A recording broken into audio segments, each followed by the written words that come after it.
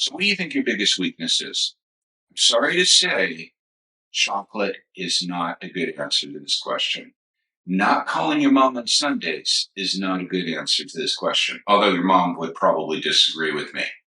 This is a very common interview question, and it's asked regardless of the position that you're applying for. It could be an entry level barista at Starbucks all the way up to a C level position. And I know this because I've worked with a lot of C level candidates who have been asked this question in interviewing with board members or other C level executives. And here's the key to answering this question, and that is you want to make it career relevant or no, career related, excuse me, but not relevant to the position that you're applying for. So stay with me on this because it's going to be a short video. And at the end, I'm also going to give you a couple of safe answers if you're really struggling with uh, coming up with a answer to this question. I've got a couple of safe ones for you if they work for you.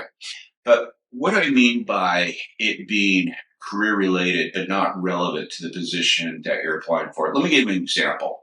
Take a network engineer. What's their responsibility? Keeping that system up and running 24 by 7 by 365 days. Making sure that there's no cyber attacks. Making sure that the router is programmed correctly, switches are programmed correctly. What's one of their responsibilities, or what is something that's not really one of their responsibilities? It could be talking to large groups of people. Now, that is career related. A number of other positions may need to talk to large groups of people, but that network engineer, probably not so much. So that could definitely be a career related, but not relevant to their position. Give me another example. I'll give you one from my own area. So mine would be not understanding software programming. Now you may be saying, well, Bill, how is that even related to career coaching, much less relevant?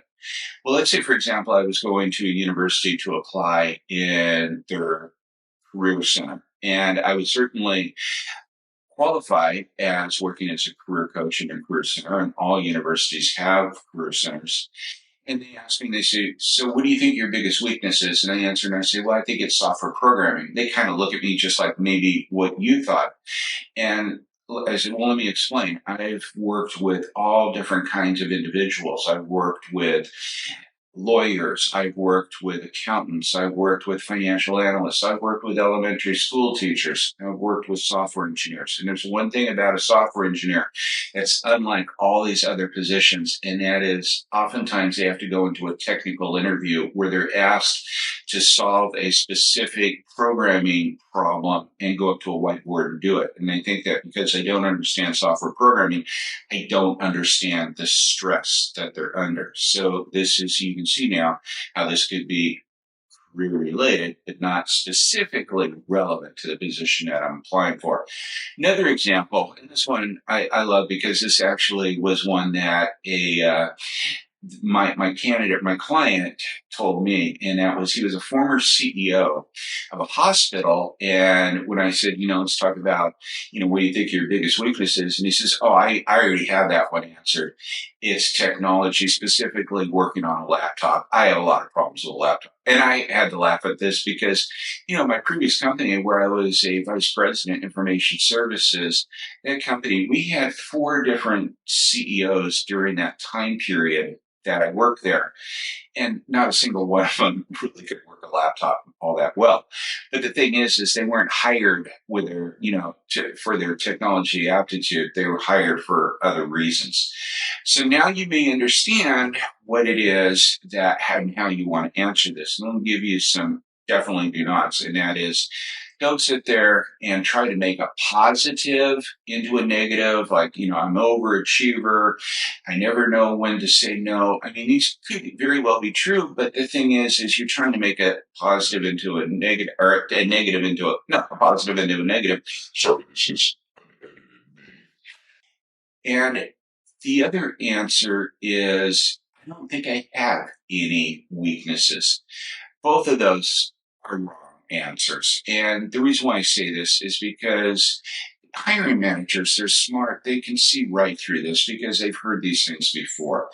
everybody has a weakness that they can go ahead and cite. The key is not having a weakness that is relevant to the position that you're applying for.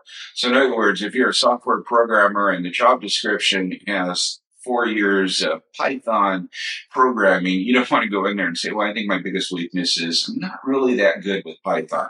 No, hopefully you're not even applying for this position. Now, as I mentioned, I've got a couple of safe answers for you. But these safe answers, you have to be honest, they have to work for you. So one of them is isolation. That would not work for me. I mean, in the 18 years that I worked at my last company, over 10 of those years was working remotely where my team was spread out all over the US and Canada. And so I worked remotely from the office that you're seeing right here. I love working in isolation. Doesn't bother me at all. That would not work for me.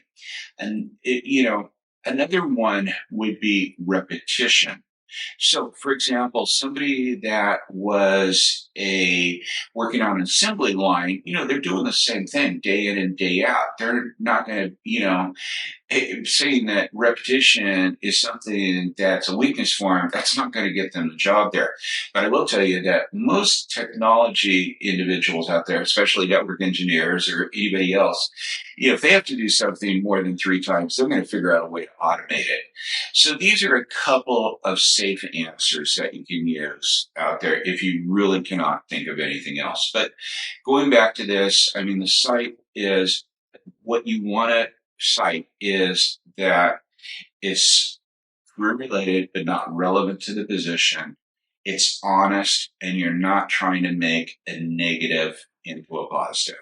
So hope you found this video informative and useful. Please hit the like button. Leave a comment. I'd love to know if you have any feedback there as to what you think would be a great answer to this question. Thanks for stopping by, and we'll see you next Tuesday. Take care.